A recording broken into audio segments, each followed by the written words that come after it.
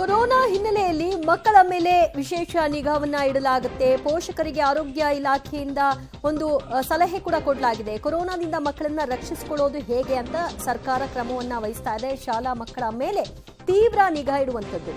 ರೋಗ ಲಕ್ಷಣ ಇದ್ರೆ ಮಕ್ಕಳನ್ನ ಶಾಲೆಗೆ ಕಳಿಸಬೇಡಿ, ಇದು ಪೋಷಕರ ಜವಾಬ್ದಾರಿ ಆಗಿರುತ್ತೆ ಅಂತ ದಿನೇಶ್ ಗುಂಡೂರಾವ್ ತಿಳಿಸಿದ್ದಾರೆ.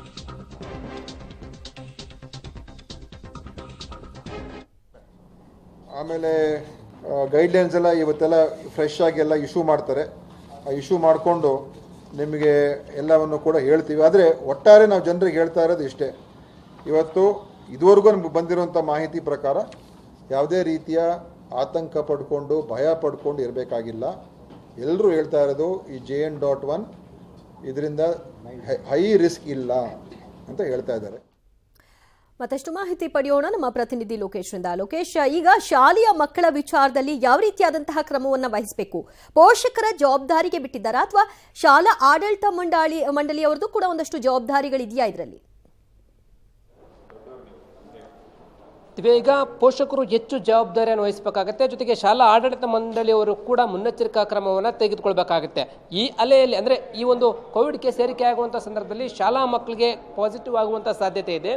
ಒಂದು ವೇಳೆ ಶಾಲಾ ಮಕ್ಕಳಿಗೆ ಒಂದು ರೋಗ ಲಕ್ಷಣ ಕಂಡು ಬಂದರೆ ಪೋಷಕರು ಅಂತಹ ಮಕ್ಕಳನ್ನು ಶಾಲೆಗೆ ಕಳಿಸಬಾರ್ದು. ಕೋವಿಡ್ ಟೆಸ್ಟ್ ಮಾಡಬೇಕು ಅಂತ ನೀವು ನಿರ್ಧಾರ ಮಾಡಿಕೊಂಡ್ರೆ ಅವರಿಗೆ ಕೋವಿಡ್ ಟೆಸ್ಟನ್ನು ಪೋಷಕರೇ ಮಾಡಿಸ್ಬೋದು ಅಂತ ಹೇಳ್ತಾ ಇದ್ದಾರೆ. ಜೊತೆಗೆ ಶಾಲೆಯವರು ಕೂಡ ಏನಾದರೂ ರೋಗ ಲಕ್ಷಣ ಕಂಡು ಬಂದರೆ ಮಕ್ಕಳನ್ನು ಶಾಲೆಗೆ ಕರೆಸ್ಕೊಳ್ಳೋದು ಬೇಡ, ಅವರಿಗೆ ರಜೆಯನ್ನು ಕೊಡಬೇಕಾಗತ್ತೆ. ರಜೆ ಕೊಡೋದ್ರಲ್ಲಿ ಯಾವುದೇ ರೀತಿಯ ಹಿಂದೆ ಮುಂದೆ ನೋಡಬಾರ್ದು ಎನ್ನುವಂಥದ್ದನ್ನು ಕೂಡ ಸೂಚನೆ ಕೊಟ್ಟಿರುವಂಥದ್ದು. ಜೊತೆಗೆ ಶಾಲೆಯಲ್ಲಿ ಏನಾದರೂ ಬಂದು ಮಗು ಏನಾದರೂ ಪಾಸಿಟಿವ್ ಆದರೆ ಅಲ್ಲಿ ಕೂಡ ಕೋವಿಡ್ ಟೆಸ್ಟ್ ಮಾಡೋದಕ್ಕೆ ಆಡಳಿತ ಮಂಡಳಿಯೇ ನಿರ್ಧಾರವನ್ನು ತೆಗೆದುಕೊಳ್ಬೇಕು ಅಂತೇಳಿ ಹೇಳಿರುವಂಥದ್ದು.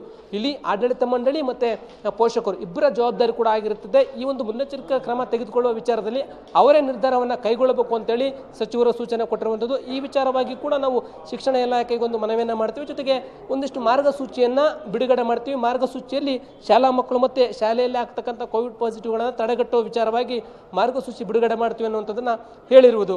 ದಿವ್ಯಾ, ಶಾಲೆಗಳಲ್ಲಿ ಯಾವ ರೀತಿಯಾದಂತಹ ನಿಗಾ ಇಡಬೇಕು, ಆಡಳಿತ ಮಂಡಳಿ ಮತ್ತು ಪೋಷಕರ ಪಾತ್ರ ಏನಾಗಿರುತ್ತೆ ಇದರಲ್ಲಿ ಅನ್ನೋದನ್ನ ಕೂಡ ತಿಳಿಸ್ತಾ ಇದ್ದಾರೆ. ಟೆಸ್ಟ್ನ ಅನಿವಾರ್ಯ ಬಂದ್ರೆ ಮಕ್ಕಳಿಗೆ ಟೆಸ್ಟಿಂಗ್ ಅನ್ನ ಮಾಡ್ಕೊಳ್ಳಿ ಅಂತ ಕೂಡ ಹೇಳಿದ್ದಾರೆ.